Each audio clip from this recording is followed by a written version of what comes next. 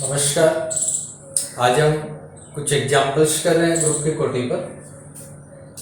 तो देखिए second example आपके पास में, यदि ग्रुप जी में b इक्वल टू a की पावर m b की पावर n है तो सिद्ध कीजिए a की पावर m b की power n minus two, a की power m minus two b की पावर n और a b इनवर्स अवयवों की कोटि समान है जहाँ a b belongs to g और m n belongs to z। ठीक है, देखते हैं हम लोग। अब देखिएगा, हम लोग जानते हैं कि अगर a और x अगर ग्रुप G के एलिमेंट हो तब order of x a x inverse बराबर होता है ऑर्डर ऑफ a के। तो अब यहां से देखो, सबसे पहले तो ये जो a की पावर m b की पावर n माइनस टू है, इसको हम लोग हल करते हैं।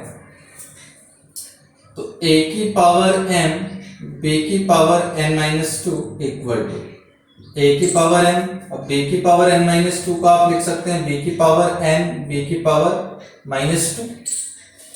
और अब देखिए a की पावर m b की पावर n बराबर हो जाएगा ba के, तो इसको आपने ba लिख दिया।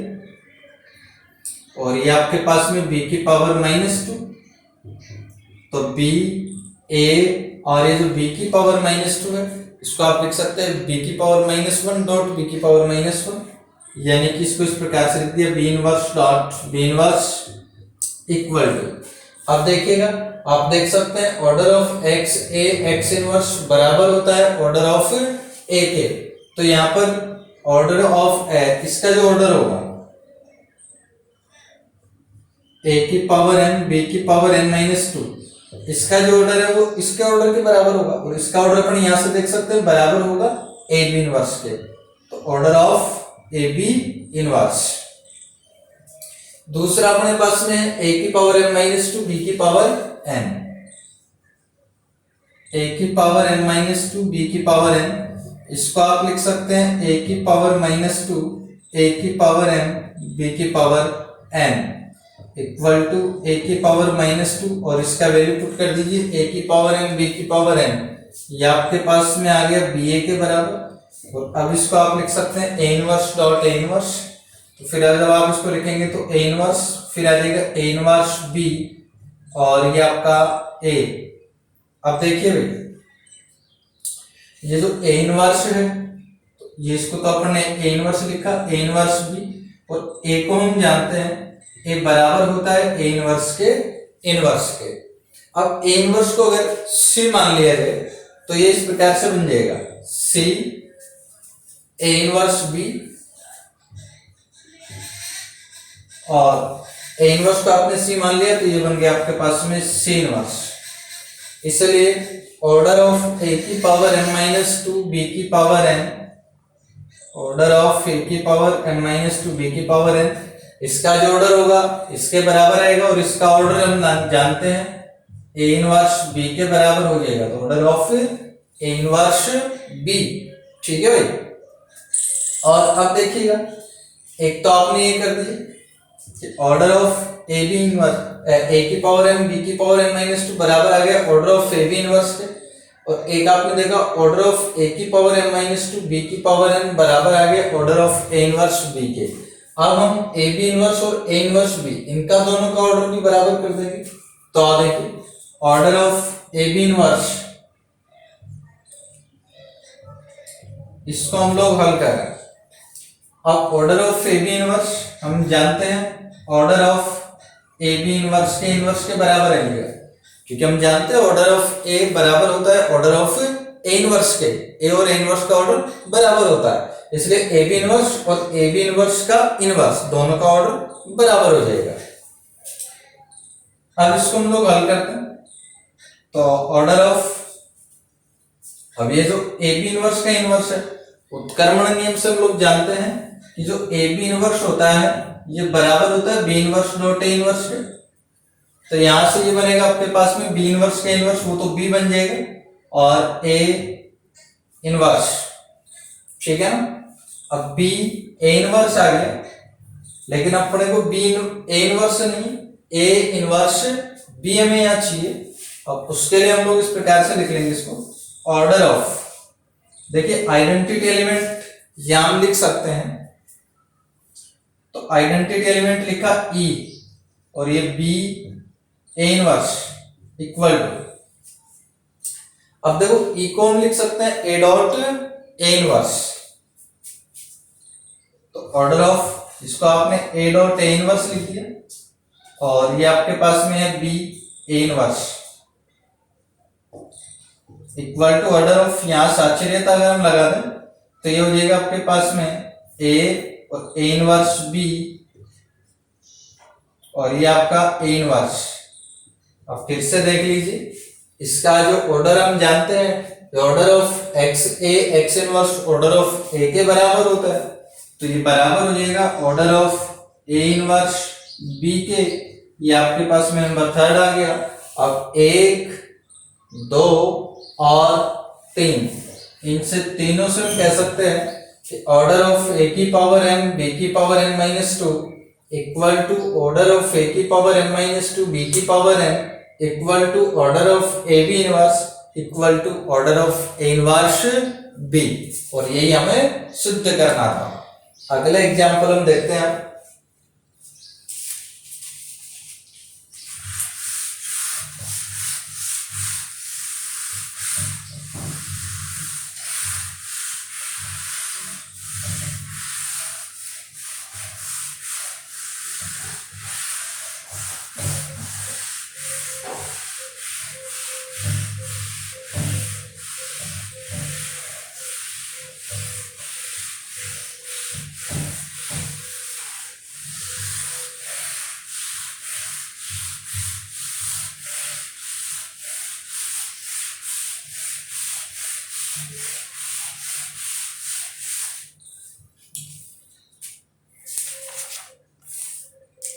ठीक है भाई, तीसरा एग्जाम्पल हम करते हैं अब। यदि A is not equal to E, group G में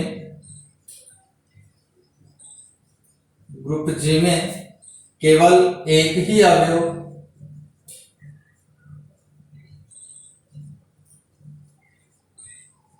ग्रुप जी में केवल एक ही अवयव कोटि 2 का है,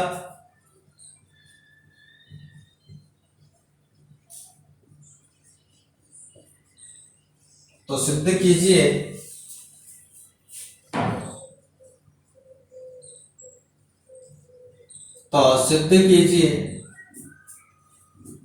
कि A X equal to X A for each of X belongs to J. ठीक है भाई, ध्यान दीजिए,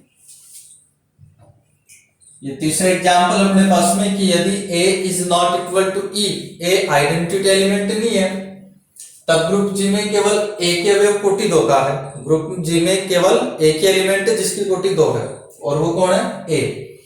तो सिद्ध करना में ax इक्वल टू x है।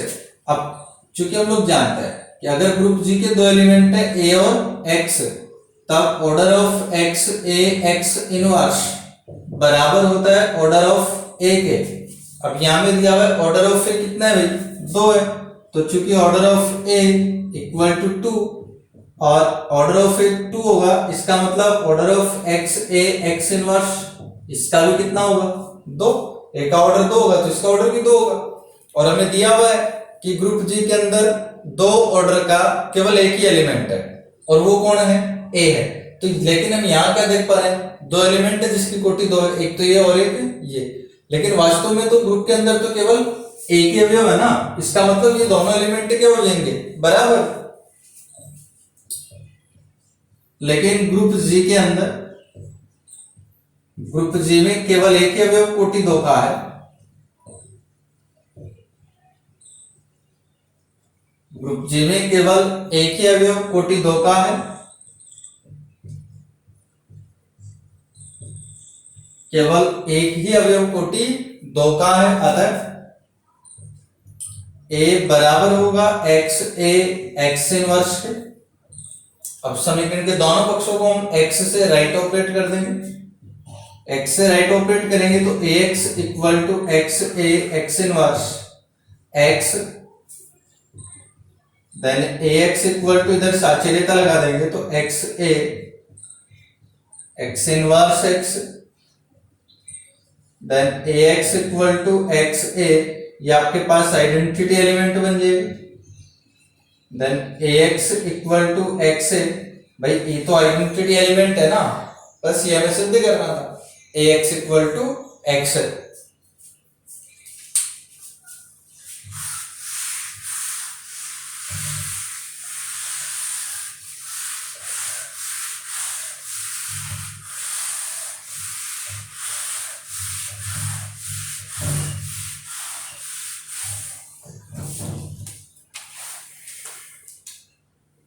नेक्स्ट एग्जाम्पल 4 हम करेंगे। एग्जाम्पल 4 है, यदि किसी ग्रुप जी के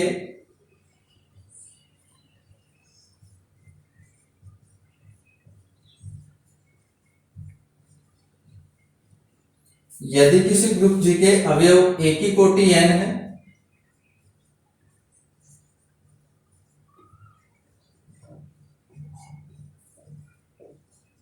अवयव एक की कोटि n है, तो सिद्ध कीजिए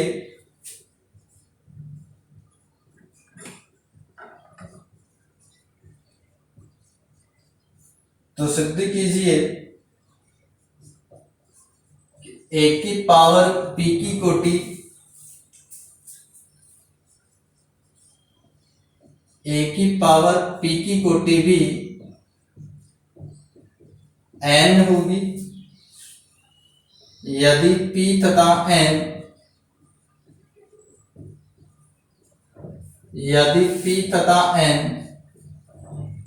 सापेक्षिक अभाज्य हैं, यदि p तथा n सापेक्षिक अभाज्य हैं। ठीक है भाई, देखिए एग्जाम्पल 4 अपने पास में, यदि किसी ग्रुप G के अवयव a की कोटि n है तो सिद्ध कीजिए a की पावर p की कोटि भी n होगी यदि p तथा n सापेक्षिक अभाज्य है। ठीक है भाई, देखिए हमें दे दिया गया है कि एलिमेंट a की कोटि n है और हमें ज्ञात करना है a की पावर p की कोटि। तो मान लिया ऑर्डर ऑफ a की power p equal to m, और हमें दिया हुआ है order of a equal to n। अब देखिए order of a equal to n, इसका मतलब हम लोग जानते हैं a की power n equal to e, और अब हमें सिद्ध करना है m और n को बराबर करना, a की पावर p की कोटि और a की कोटि बराबर करनी है हमें। तो देखिए a की power n equal to e है, अगर दोनों पक्षों की घात p कर दिया गया तो a की पावर n और power p equal to e की पावर p, इसको आप लोग हल करते हैं तो ये बन जाता है a की पावर np और e की पावर p, तो e बनेगा क्योंकि e यहाँ पर आइडेंटिटी एलिमेंट है। अब a की पावर np है, इसको आप लिख सकते हैं a की power p whole power n equal to e।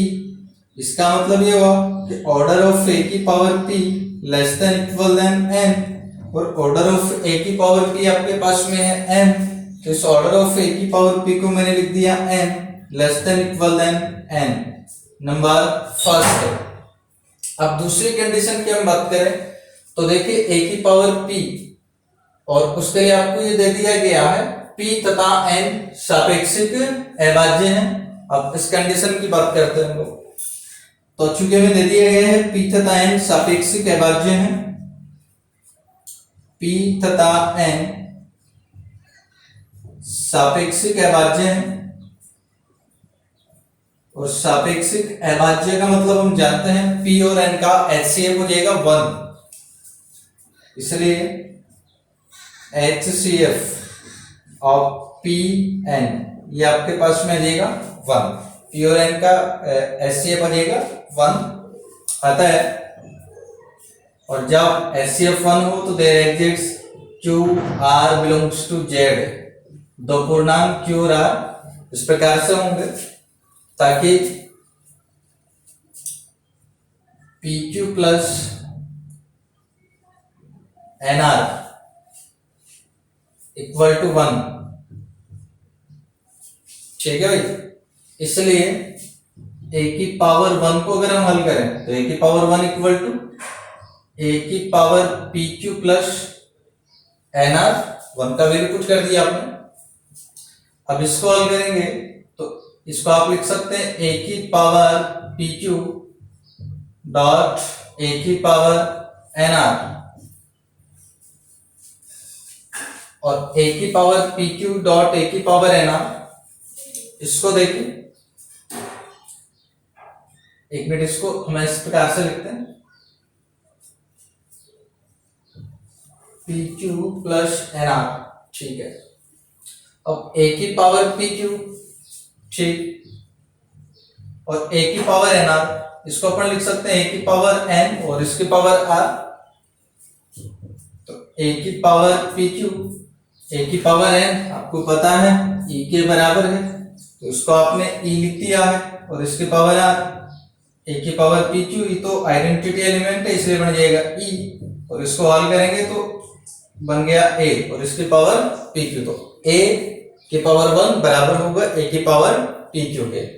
इसलिए अगर हम बात करें ए की पावर एन की, तो ये आपके पास में आ जाएगा ए की पावर पी क्यू और इसकी पावर आ जाएगी एम। इसको हम लोग हल करें तो ये बन गया ए की पावर पी क्यू एन। इसको आप इस प्रकार से लिख सकते हैं ए की पावर पी और इसकी पावर एम और इसकी पावर क्यू, ठीक है। तीनों बातें मल्टीप्लाई बन जाएंगी। अब ऑर्डर ऑफ ए की पावर पी कितना था आपके पास में एन, इसलिए ए की पावर पी और उसकी पावर एम ये आइडेंटिटी एलिमेंट बन जाएगा, और फिर बचेगा इसकी पावर क्यू, और ई की पावर क्यू बराबर आ गया ई के, क्योंकि ई तो आइडेंटिटी एलिमेंट है। तो आपने देखा ए की पावर एम ई के बराबर है, इसका मतलब order of A less than equal than M. Order of A आपको पता है N less than equal than M second. अब फर्स्ट व सेकंड से आपने देखा M less than equal than N, या आपने देखा N less than equal than M, दोनों को मिलाकर के लिख दे तो एम इक्वल टू एन, और एम इक्वल टू एन का मतलब ऑर्डर ऑफ ए की power P equal to order of A, ये हमें सिद्ध करना था। धन्यवाद।